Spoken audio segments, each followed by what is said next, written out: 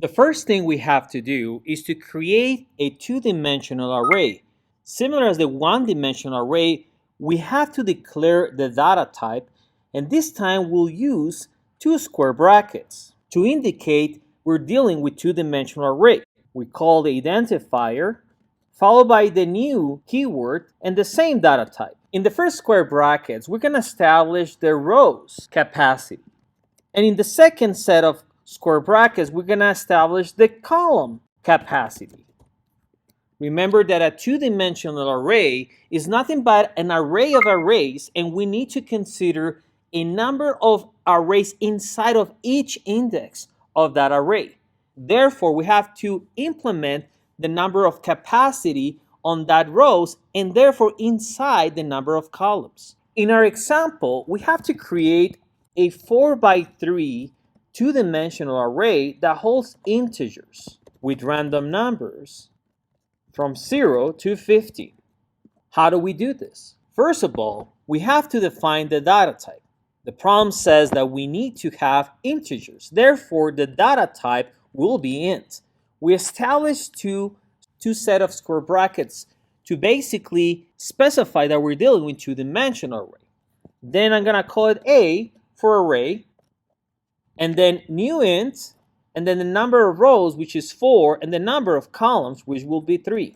At this point, Java is smart enough to know that you already create a two-dimensional array composed of 4 rows and 3 columns. The next comment says that we need to generate random numbers. Now, this array, 4 times 3, is 12 numbers that we're going to generate random numbers. So how we do this in Java?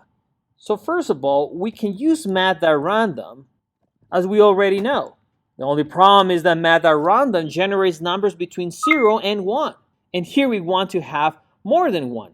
As a matter of fact, we want 0 to 15. Therefore, we need to expand that capacity to 60. If we generate times 16, that will generate values between 0 and 15.9999. However, we want from point 0 to 15. That's why we need to typecast the result. And we're going to call this R. If we print this value R just for demonstration purposes, we'll get the following. If you notice, we got 10. I'm going to run it again. We got 8, 1, 7. Obviously, it's working the random aspect. We just need to make sure it covers 15. And finally did. Let's go back to the code. So obviously this statement works perfectly fine. We only need to populate this array A.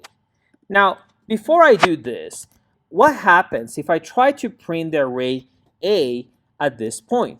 I'll just comment this out real quick because we're only interested to see what happens when we basically try to print the array A. Let's save, compile, and run this program and see what happens. Let's pay attention what's happening here. If you notice, now we're trying to print the hexadecimal location of this object, two-dimensional array. Notice that this is a little bit different from the previous objects that we have created. Previously, when we create objects, like for example, a dollar or something else, like a robot, it says the name of that object. When we were working with one-dimensional array, it says the square bracket and then I for integers. Here, we have 2 square brackets, indicating that we're dealing with a two-dimensional array from this type. I stands for integers, and the @ sign and that big number represents the hexadecimal address location where it is located. Obviously, we need to print this in a different manner. So how are we going to print this? Well, Professor, we remember from other classes that this is the way we print them. Make sure you have a for loop, Professor, and make sure you iterate through each index, and then you print the value of I. Well, let's save, compile, and run this approach, and let's see what happened. If I save, compile, and run this program, I'm going to get something more interesting. Let's zoom in here. Notice that here we have the square brackets and I. Now we're dealing with only one-dimensional array. How many of these objects we have? 1, 2, 3, 4. That represents the number of columns. per se that we have in this two-dimensional array. Every row, remember that we're gonna have an index. So each row that we're printing holds an extra array there. Notice that each array has different memory location. Very interesting. Let's go back to the code. So the only thing that we have to do here, obviously this for loop navigates through the entire rows. And if you don't mind, I'm gonna call them this row instead of I, just for the sake of explanation even further. So I'm gonna print the rows. Now, if you notice on line 5, that two-dimensional array has 2 dimensions. Therefore, we also need to print the value of column, which means that this is a time when we need to use two-dimensional arrays for two-dimensional loops. In other words, a nested loop. So we need to have that for every row that we visit. We need to visit also every column. It's not as simple as just a copy and paste. I'll show you that there's something funky on this. I'm gonna just make sure that this curly bracket closes the columns, this one the rows, this one the mains, and finally the class. Let's go ahead, save, compile, and run this program. So now we have 3 zeros. 0, 0, and 0. I wonder why that happened. Notice at the end, we don't have a 0, we have an exception saying that the index 3 is out of the length. Out of the bounds. You need to be very careful here when we press a.length. Remember how many columns we have. At this point, we have 3 columns. And how many rows we have? 4. In the first loop, we're trying to access the number of rows. But also, we try to do the same thing in line number 9. So here, instead, we should have 3 only. Let's correct that part, save, compile, and run this program. Interesting. Now we have a lot of zeros. Particularly, I can assure you we have 12 zeros. You can count them at home if you want to, but you can believe me, there's 12 zeros. Now we're printing all the values, which is what we want in this case. I don't know, Professor, this sounds a little bit weird to have here 3 and here put the a.length. There is a shortcut to do this. We can still access the values that are located in each row. So remember that a.length gives us the total size of that particular array. Now, what happens is that for each particular index, you have an array based on the rows. We would like to extract that length. This is a more sophisticated way to say, give me all the columns in that particular row. Let me save, compile, and run this program. So you can see that is the same output. There we go. The next step is to populate with those random numbers that we require to have. How do we do this? Well, instead of printing, if you don't mind, I'm gonna save this code for later, but instead of printing, the only thing that I have to do is that array A at position row column is going to get a value. This value will be R. And if you remember, R is this piece of code that we already did previously.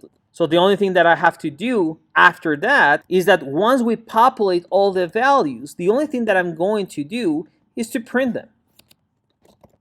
Very similar to what we did previously. I'm gonna compile and run this program. Let's pay attention what's happening here. We can see that there is 12 values generated randomly from the range 0 to 15. If you don't believe me, I'm gonna run this again. Now we have other types of random values. That includes 0 and 15 if you notice. So this is very nice. However, this doesn't really matches in our heads because that's a very bad way to display. I know, Professor, why don't you use system.print instead of println? Well, if I do that and I save, compile, and run this program, we're gonna get a very different ones. We don't know where it starts or where it ends. However, we can do a combination of both. We can use the print and then we can put some tabs in order to separate each number from each other. When you're done with the rows, you can just do a system.print line that basically goes to the next line. Let's save, compile, and run this program and see what happened. Now we have a very different situation. Now we have this matrix form where we can clearly see the 4 rows and the 3 columns. Each of these indices are populated with numbers between 0 and 15, which is what we're looking for. This part that you can see right here is a little bit weird to consider. Let's elaborate a little bit more. The for loop that you see right here from line 16 to line 18, it will print column by column. As you can see here, it represents basically the columns. But remember, there is no such a thing as columns in an array. It's only in the first index or second index or third index from the array that you have another array. So in other words, this will point to another array. Remember that on line 15, you're processing the rows. Therefore, you're talking about this particular row. And then inside of that row, you have each independent columns, which represent the indices from that array inside. So make sure every time you see a two-dimensional array, it only talks about that inside of the first array, there is arrays inside.